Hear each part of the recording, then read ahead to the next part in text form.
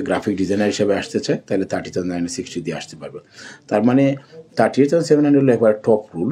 মনে করেন কেউ যদি এখন শেফ হিসাবে আসতে চায়, তার বয়স 30 বছর, তাহলে সেই এমপ্লয়ার তাকে 38,700 দিয়ে আসতে হবে, কারণ আর 26,200 রুল নাই, এই রুলটা এখন হাই হয়েছে। হ্যাঁ, স্কিল ওয়ার্কারের একটা বিরাট একটা আপডেট আসছে।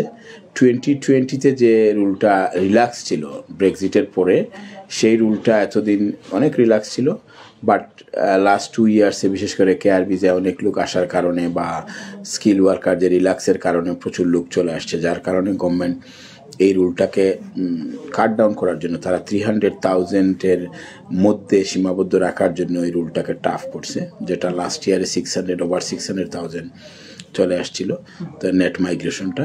তো এটা ডাউন করার জন্য গভর্নমেন্ট রুলটাকে হার্ড করছে 4th of April থেকে। এই 4th of April থেকে হার্ডের মধ্যে অনেক এখন কমপ্লেক্স হয়েছে। কমপ্লেক্সটা হলো কি, এখন মানুষ আসলে বুঝতেছে না কোনটা স্যালারি। যেমন আগে ছিল 21,000 লোয়েস্ট স্যালারি দিয়েও আসা যাইতো, 20,960 দিয়ে, আবার হাইয়েস্ট ছিল 26,200। এই দুইটা স্যালারির মধ্যে হাইয়েস্ট এবং লোয়েস্ট ছিল স্কিল ওয়ার্কার ভিসায়। এখন যে নতুন রুলে আসছে সেটা হলো লোয়েস্ট গভর্নমেন্ট নিয়ে আসছে 30,960 আর হাইয়েস্ট হলো 38,700। এই যে লোয়েস্ট হাইয়েস্টের মধ্যে কারণটা হলো লোয়েস্ট কারা কারা পড়ে এই গ্রুপের মধ্যে, যারা হলো ধরেন আন্ডার 26 ইয়ার্স ওল্ড যদি কেউ এই দেশে আসতে চান তাইলে লোয়েস্ট স্যালারি 30,960 পর্যন্ত দেওয়া যাবে। এর উপরে যদি কেউ হয়ে এই যে, তাইলে অবশ্যই 38,700 দিতে হবে।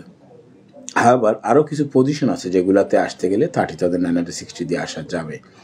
যেমন ISL গভর্নমেন্ট আগে ছিল শর্টেজ অকুপেশন লিস্ট, এখন এটা চেঞ্জ হয়ে এখন হচ্ছে এটা immigration salary list. Government 21 SOC কোডকে 21 পজিশনকে এই লিস্টের মধ্যে ঢুকাইছে।